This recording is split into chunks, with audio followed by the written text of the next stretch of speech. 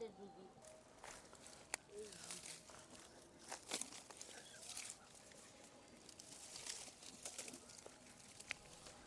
আচ্ছা হয় ভাই এনজিওগ্রাম করছি 2 বের এনজিওগ্রাম করছি ভাই বুঝছেন 2 বের এনজিওগ্রাম করছি কষ্ট জীবন দেখেন এটা আমি তো ভ্যান চালাই ভ্যান চালাবার পর এখন পোলাপান লইয়া খাইতে লইতে কষ্ট ভালো পয়সা পাতি পাই না ঘর দুয়ার উড়াইতেই না 4-5 জন মানুষ খাওয়াইয়া খুব বেতাল অবস্থায় আছি ইনকাম কি রকম ওই 5-6 হাজার টাকা পাই ভ্যানে মাসে?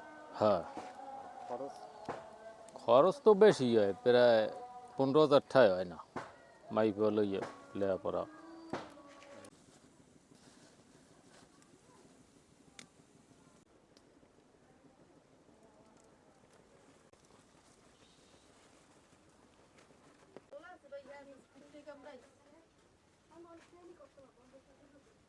কষ্টের মধ্যে দিন কেটেই কি আসলে না এই মানুষজন ধরিয়া আলাই পেয়ে গেছে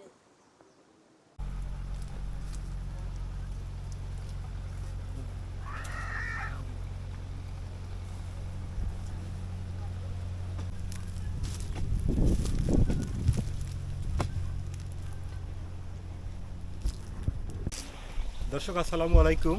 বাংলাদেশের বরিশাল থেকে বাকেগঞ্জ উপজেলার পৌরসভার 2 নং ওয়ার্ডে 3 নং ওয়ার্ড এটা। তো পৌরসভার মধ্যে আনোয়ার ভাইয়ের ছোট্ট একটি সংসার, এখানে তার স্ত্রী এবং তার 2টি সন্তান রয়েছে। আনোয়ার ভাই নিজে একজন ভ্যান চালক, ভ্যান চালিয়ে তার ঘর সংসার মোটামুটি মানে প্রতিদিনের বাজারঘাট করে ভালোই চলছিল, কিন্তু দুর্ভাগ্যক্রমে ভাবি হঠাৎ অসুস্থ হয়ে যায়। তার ওয়াইফ অসুস্থ হওয়া মানে তার হার্টে ব্লক ধরা পড়ে, দুইটা হার্টের 2টা ব্লক ধরা পড়ে। এটা যদি ধনী মানুষের হতো তাৎক্ষণিক তারা উন্নত হসপিটালে চলে যেত এবং সেখানে গিয়ে চিকিৎসা করাতো, চিকিৎসা করেই হয়তো সুস্থ হতো। কিন্তু এর যে ব্যয়, সে ব্যয় আসলে এতদিন তারা চিকিৎসা করিয়েছে, প্রাথমিক চিকিৎসায় তাদের যে খরচ তাতে তাদের পরিবারটা অনেকটা নিঃস্ব হয়ে গেছে। আপনারা মনে করেন যে ভ্যান গাড়ি চালিয়ে যে টাকা প্রতিদিন ইনকাম হয় তা থেকে হয়তো তাদের চাল ডালের খরচই আসে না। সেখান থেকে যদি গরিব মানুষের এই ধরনের রোগ হয় তাহলে কি অবস্থায় তাদের দিন কাটছে সেটা আমি কথা বলে জানতে পেরেছি।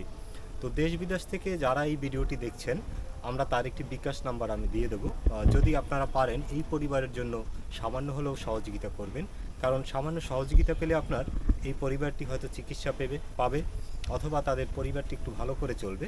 তো অনেকেই আছেন বিত্তবান, বিশেষ করে প্রবাসে যারা রয়েছে আমাদের বাঙালিরা, তারা কিন্তু মানুষকে বিভিন্নভাবে সহযোগিতা করে থাকেন।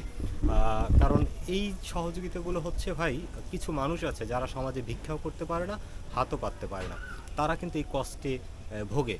কারণ আমি দেখেছি উনি খুব পরিশ্রম করে এবং এই যে ভাই সেও কিন্তু অত্যন্ত পরিশ্রমী। এখন কিন্তু তার অবসর সময়, সে সময়টুকু কিন্তু সে ঘরে এখানে কাজকর্ম করছে। মানে সে কারো কাছে ভিক্ষা করে চাইবে বা হাত পাতবে, এইটা সে নিজেকে ছোট করতে চায় না, এটা মানুষের ব্যক্তিত্ব। কিন্তু অসহায়ত্ব এমন এক জিনিস, চিকিৎসা খরচ, ধরুন একটা মানুষের কোনো রোজগার যা করে তাদের সমান চলে, কিন্তু তার টাকা নেই, হঠাৎ করে তার 5 লাখ টাকা চিকিৎসায় লাগবে, তখন বাধ্য হয়ে মানুষের কাছে হাত পাততে হয়। যাই হোক বিদেশ থেকে যদি কেউ দেখে থাকেন এবং দেশের বিত্তবান যারা, আপনারা গোপনে তাদের বিকাশ নাম্বারে যা পারেন সহযোগিতা করবেন। আর যদি কারো মনে সন্দেহ থাকে তাহলে আপনারা আমাকে ফোন দিবেন, ফোন নাম্বারে দিলে আমি আপনাদেরকে সরাসরি তাদের এই বাড়িতে নিয়ে আসবো।